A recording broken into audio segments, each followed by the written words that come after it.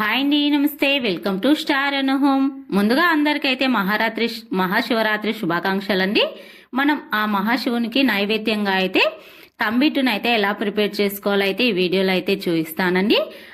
అంతేకాదండి, నైవేద్యంగానే కాదండి, పిల్లలకైనా సరే పెద్దవాళ్ళకైనా సరే చాలా హెల్దీ అయినటువంటి రెసిపీ అండి. ఎముకల బలానికి అలానే జుట్టు దృఢంగా ఉండడానికి అయితే చాలా మంచి ఉపయోగాలు అయితే ఈ లడ్డూలో అయితే దాగి ఉన్నాయండి. మనం రోజుకొకటి తిన్నట్లయితే చాలా అంటే చాలా వరకు మోకాళ్ళ నొప్పులు కానివ్వండి, నడుము నొప్పి సమస్యలు కానివ్వండి, చాలా వరకు అయితే తగ్గిపోతాయండి. మరి ఈ రెసిపీని ఎలా ప్రిపేర్ చేసుకోవాలో, ఎలాంటి హడావిడి లేకుండా చాలా ఈజీగా సింపుల్గా ఏ విధంగా ప్రిపేర్ చేసుకోవాలో అయితే 10 నిమిషాల్లో చేసుకోవచ్చండి. ఈ వీడియో లెక్కలైతే చూసేద్దామండి. ముందుగా మన వీడియోకి అయితే ఒక లైక్ అయితే ఇవ్వండి ఫ్రెండ్స్. అలానే వీడియోని ఎక్కడా స్కిప్ చేయనట్లుగా చూడండి. ముందుగా అయితే ఒక బౌల్ని అయితే తీసుకోవాలండి. మీరు కప్పునైనా తీసుకోవచ్చు, ఒక గ్లాస్నైనా తీసుకోవచ్చు. మీ దగ్గర ఏది అవైలబుల్గా ఉంటే అది తీసుకోండి. ముందుగా కప్పు నిండా పల్లీలను అయితే తీసుకోండి. అలానే స్టవ్ ఆన్ చేసి ప్యాన్ పెట్టేసుకొని, ప్యాన్ మంచిగా ఒక 2 నిమిషాలు బాగా హీట్ చేసుకోండి. లో ఫ్లేమ్లో పెట్టుకొని బాగా హీట్ అయిన తర్వాత మనం పల్లీలను అయితే ఒక కప్పు పల్లీలను అయితే వేసుకోవాలండి. కప్పు పల్లీలను వచ్చేసి కనీసం ఒక 5 నిమిషాల వరకైనా మంట సిమ్లో ఉంచి అయితే వేయించుకోవాలండి. చూడండి, మనకు పైన మాడిపోయినట్లుండి ఉన్నట్లయితే మంచి టేస్ట్ అయితే రావండి. లోపల నుంచి వేగాలి. చాలా సన్నటి మంట మీద అయితే వేయించుకొని ఒక ప్లేట్లోకి అయితే తీసి పక్కన ఉంచుకోవాలి. అలానే మంట అదే సిమ్లో ఉంచుకొని 4-5 టేబుల్ స్పూన్ల వరకు తెల్ల నువ్వులను అయితే వేయించుకోవాలండి. చూడండి, వీడియోలో చూస్తున్న విధంగా తెల్ల నువ్వులను అయితే వేయించుకొని అవి చిటపటలాడే వరకు అయితే వేయించుకొని పక్కన ఉంచుకోవాలండి. ఇవి వేగడానికి చాలా తక్కువ టైం అయితే పడుతుందండి. చూడండి, వీటిని ప్లేట్లలో అయితే వేసేసి పక్కన అయితే ఉంచుకోవాలి. అలానే ఏ కప్తో అయితే మనం పల్లీలు తీసుకున్నామో అదే కప్పుతో సగం కప్పు వరకు పుట్నాల పప్పును అయితే తీసుకోవాలి.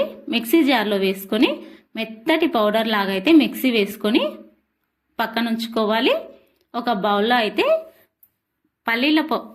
పుట్నాల పప్పు పౌడర్ని అయితే ఒక బౌల్లో వేసేసుకొని అదే మిక్సీలో ముందుగా అయితే మనం పల్లీలను అయితే వేయించుకొని పక్కన వేయించుకున్నాం కదండి, ఆ పల్లీలను కూడా వేసేసి అలానే పల్లీల్లోకి అయితే ఎలాంటి పొట్టు కూడా తీయలేదండి. పల్లీలకు వచ్చేసి కావాలనుకున్న వారు తీసేసుకోవచ్చు.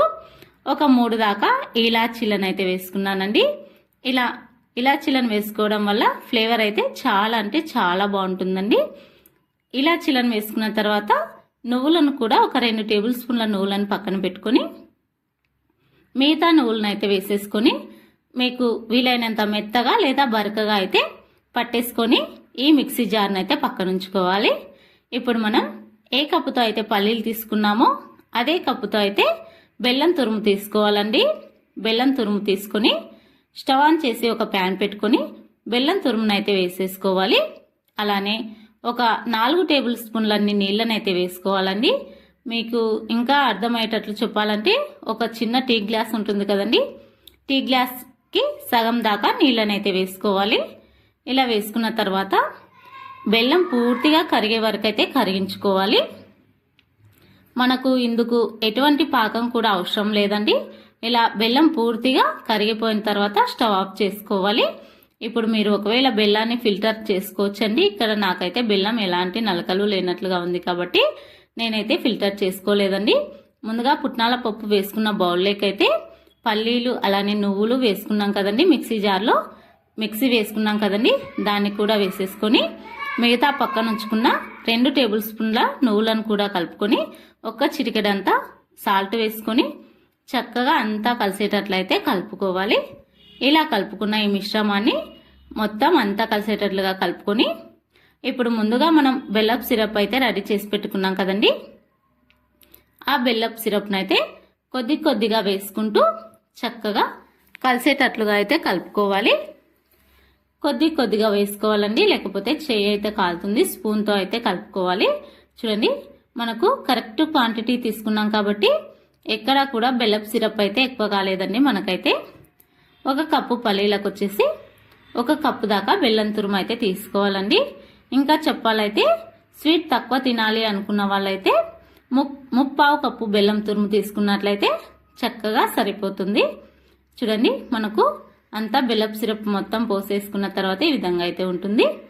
ఇందులోకి మీరు ఇష్టపడేవారైతే 1-2 టేబుల్ స్పూన్ల నెయ్యినైతే యాడ్ చేసుకోవచ్చు. ఇష్టం లేని వారైతే ఇంకా స్కిప్ చేసుకోవచ్చండి. చూడండి, మనం మీకు ఏ సైజులో ఉండలు కావాలనుకుంటే ఆ సైజులో అయితే రౌండ్గా చుట్టేసుకున్నట్లయితే చాలా ఈజీ అయినటువంటి హెల్దీ అయినటువంటి లడ్డూలు అయితే ప్రిపేర్ అయిపోతాయండి. ఇదే విధంగా ఎన్ని లడ్డూలు కావాలనుకుంటే అన్ని లడ్డూలను అయితే మనం చుట్టేసుకోవచ్చండి. మనం అరచేతిలో పెట్టి వీడియోలో చూసిన విధంగా రౌండ్ బౌల్స్ లాగా చేసుకున్నట్లయితే చాలా ఈజీగా సింపుల్గా అయితే అయిపోతుందండి. ఇంకా మొత్తం పిండిని కూడా ఇదే విధంగా లడ్డూలాగా అయితే చుట్టేసుకోవాలండి. చూడండి, చాలా ఈజీగా సింపుల్గా అయితే చేసేసుకోవచ్చండి. తప్పకుండా ఈ శివరాత్రికి మీరు కూడా ఇలా ట్రై చేసి మీకు ఎలా వచ్చిందో కామెంట్ చేయండి. మరి వీడియో నచ్చిందా అండి? మహాశివునికి ఇలా ఇష్టమైనటువంటి ప్రసాదం చేసి అలానే ఇంట్లో పిల్లలకు కూడా చాలా అంటే చాలా నచ్చుతుందండి. హెల్త్ పరంగా అయినా సరే చాలా అంటే చాలా మంచిదండి. రోజుకు ఒక లడ్డు అయితే ఇవ్వండి. పెద్దవాళ్ళైనా సరే చిన్నపిల్లలైనా సరే తీసుకోవచ్చండి. షుగర్ ఉన్న వాళ్ళైతే కొద్దిగా సగం లేదా 3/4 లడ్డు అయితే తినొచ్చండి. చాలా ఈజీ అయినటువంటి లడ్డు అండి. మీరు కూడా తప్పకుండా ట్రై చేసి మీకు ఎలా వచ్చిందో కూడా కామెంట్స్లో తెలియచేయండి.